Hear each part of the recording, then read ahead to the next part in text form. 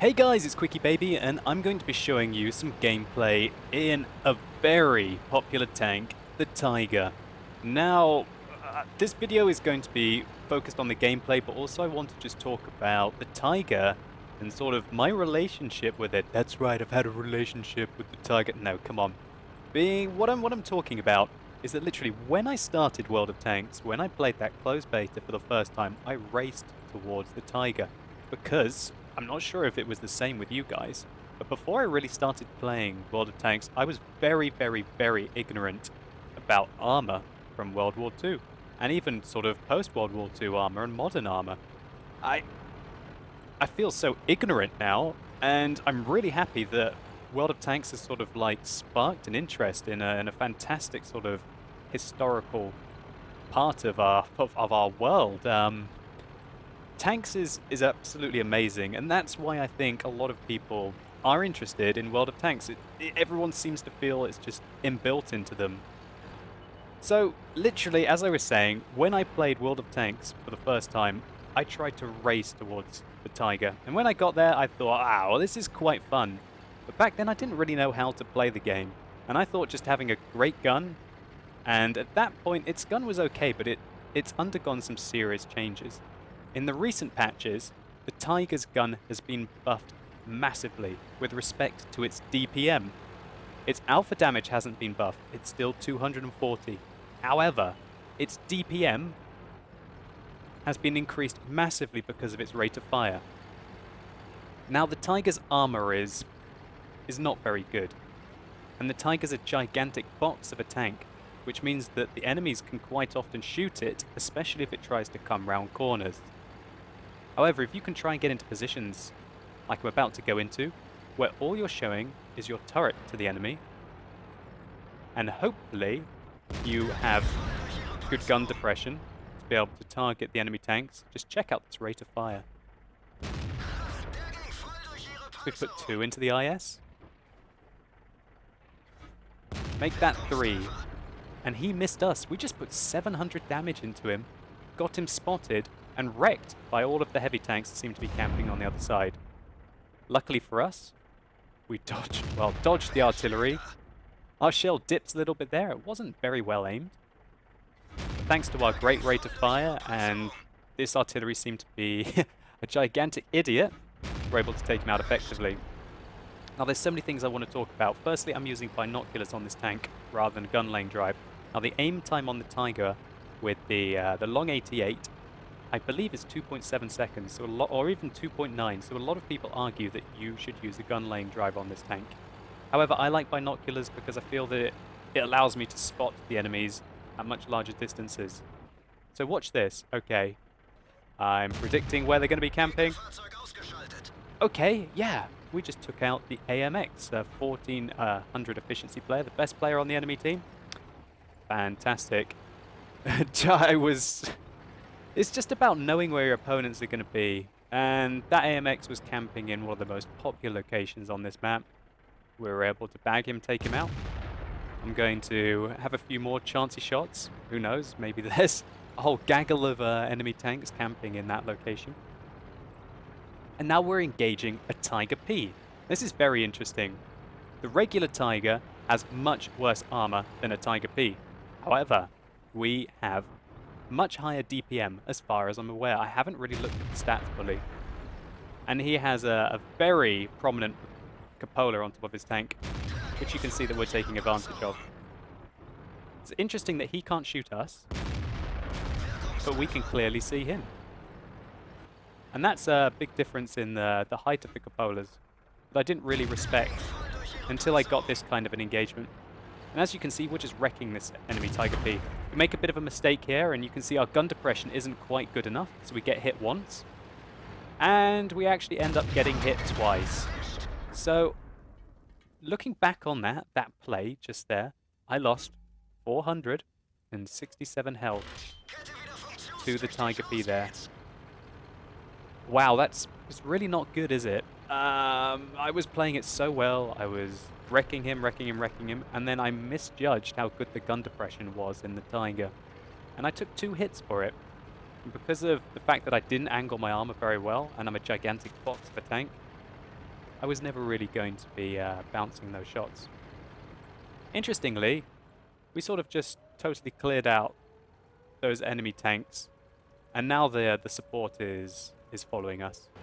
One thing I'd like to highlight is that this is the new version of Redshire Encounter, and I think it's a massive improvement over the old version.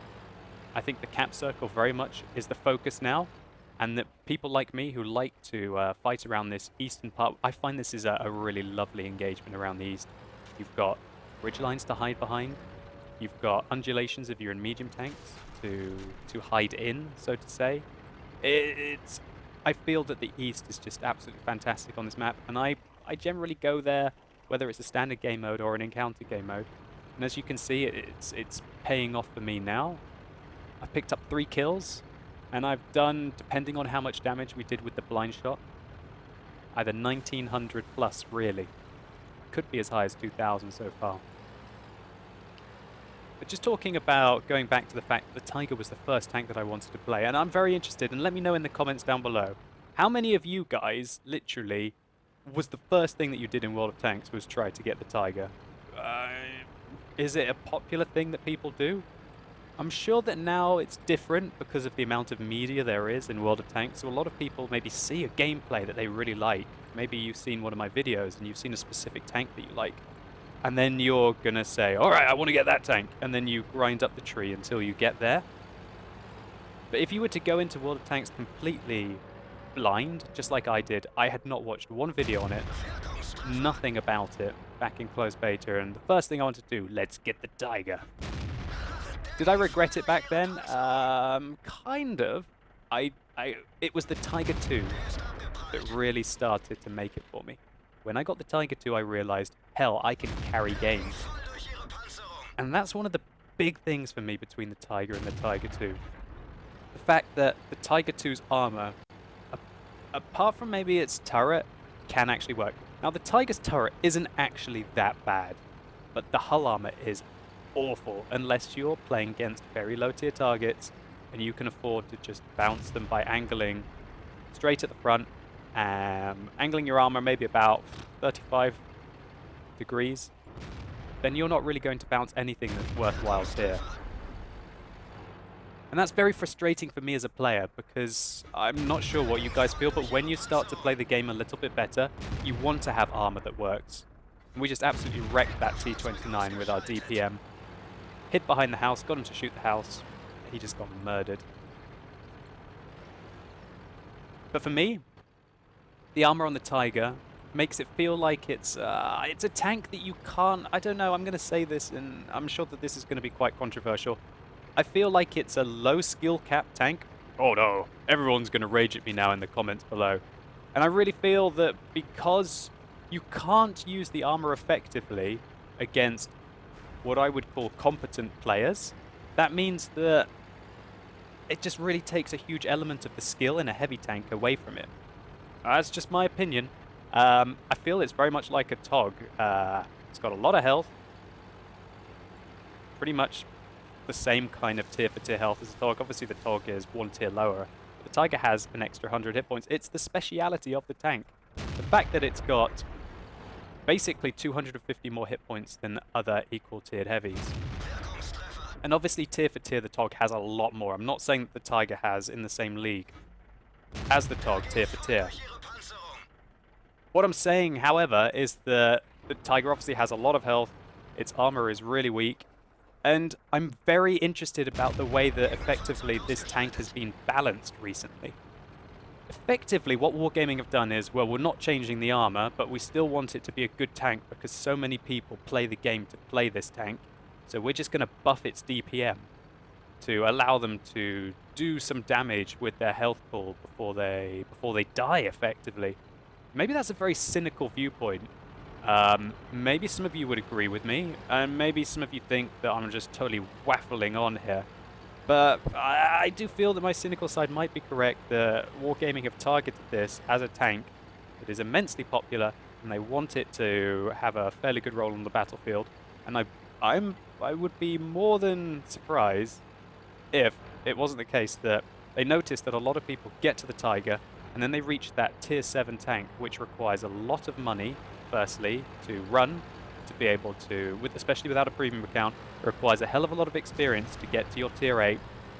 And I wouldn't be surprised if they decided, hell, let's buff one of the most popular tanks in the game, so that we try and encourage those people to progress. Now, is the Tiger balanced at the moment?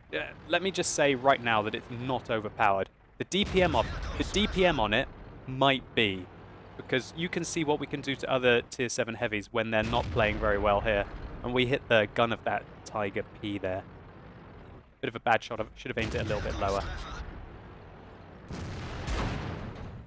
Well, we didn't take a hit because he shot us in the turret. Oh, we miss our shot like a big donkey. But it doesn't really matter because we reload so damn quickly. I just don't know. It feels like a TOG. A TOG has got lots of hit points. It's got amazing DPM. Amazing DPM. The TOG has got a great gun. But the thing is it's got basically no armor to back it up. And I'm not comparing the Tiger to the TOG directly. What I'm saying is it right that Wargaming have effectively given this tank a huge amount of DPM and increased its health to compensate for a complete lack of armor? And you can see what we're doing here against this team of tier 7 heavies. Some of their players were competent, and some of them were not.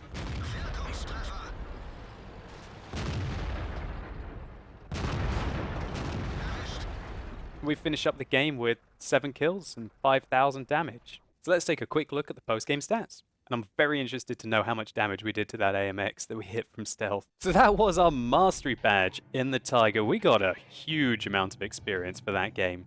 We got 8,964 experience for our 3 times. Now that might make you think that we got 2,988 experience for our double. And at first I thought so. However, there was some event experience. We got 10% event experience because I think we killed a Soviet tank and a German tank, and there's been a special this weekend. However, we were still able to get 1,928 base experience in the Tiger, with a whopping 5,263 damage and 7 kills. Looking at how much we did to that AMX, we only did 21 to him, so there wasn't some kind of amazing blind ammo rack that I was hoping there was going to be at first. Still, it's definitely worth taking blind shots at the enemy's positions, hopefully just to make them panic and move backwards or forwards, so you can pick them up with binoculars. However, remember that firing does lower your camo rating a lot, so firing blind can often get you spotted. So you really need to weigh up the benefits to the costs before you decide to make those blind shots. So we fired 35. I didn't feel like I played this game perfectly. I missed looking back on it while I was discussing the sort of the politics of the Tiger. I noticed I did miss quite a few shots that I probably should have hit, but we still hit 28 out of 35. And of those, in this kind of a matchup against tier 7 tanks, 26 penetrated. And we took 3 hits that game. Somehow the Tiger managed to just do a sweeping maneuver and just avoid most of the fire. It was more about kind of just only giving them my turret or hiding behind objects and just simply dodging their shots. And that's what you have to do in a Tiger if you want to have a good game in it, because its hull armor is just not good enough to really take the hits. So really I've discussed quite a lot of things that I wanted to say about the Tiger. One, that it's undoubtedly a very popular tank, and I want you to let me know in the comments below if it is the tank that you tried to go for first. Secondly, did you know about sort of World War II armor at any kind of a decent level before you played World of Tanks? And what do you think about the Tiger getting 13% more DPM than an IS, as well as having that extra penetration? What gun do you think is better? Do you think you would rather have the 122mm with its much higher alpha damage, albeit increased aim time, worse accuracy, much worse accuracy, I will hasten to add, and its lower penetration? And do you think that the Tiger mechanics are a skillful thing? Do you think having a really high DPM with sort of a reliable gun, but having almost no armor to back it up and being compensated by having a lot of hit points is good for the game? Would you argue that the Tiger is maybe now one of the best starting tanks? Just to sort of learn how to shoot, to go in there, to do a fair amount of damage with your high DPM?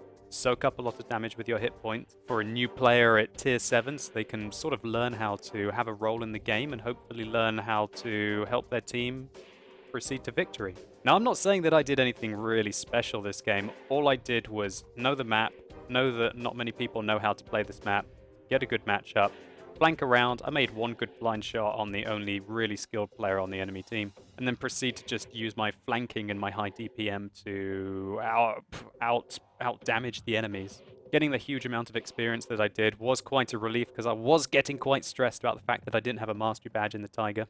Although one thing that I will add is I just found this screenshot of me with 1,111 battles. Look at that win ratio, guys. It's barely over 50%. Look at that Lee win ratio. It's it's 25%. But the real reason why I have this screenshot is because it was one of my first Whitman's medals in the Tiger. Now you might be thinking, what the hell is a Whitman's medal? Well, they decided that it was unpolitically correct to call it a Whitman's medal, so they changed it to a Bolter's medal. And then the Bolter's medal, which used to be awarded for killing 7 or more enemy tanks, was changed to a Radley Walters medal, but it now required killing 8 or more enemy tanks. So if you're watching this video and feeling very confused, then don't worry about it, because I've brought up so many things here. One, a lot of you guys ask if I was always amazing at World of Tanks, and the answer from here seems to be no. I will add that I didn't have a premium account, and that I played all of the tanks stock. I didn't have any free experience, and I hadn't spent any gold on my account at this point. You must also consider that back in 2011, hardly anyone really knew how to play World of Tanks, because frankly there weren't people out there such as myself, making the weak points of tanks explicit. There wasn't XVM back then. There wasn't even 3D models that were made popular, so you could literally almost know where to shoot the enemies and find their weak points. You had to do it all by yourself. This screenshot put a lot of things in perspective for me.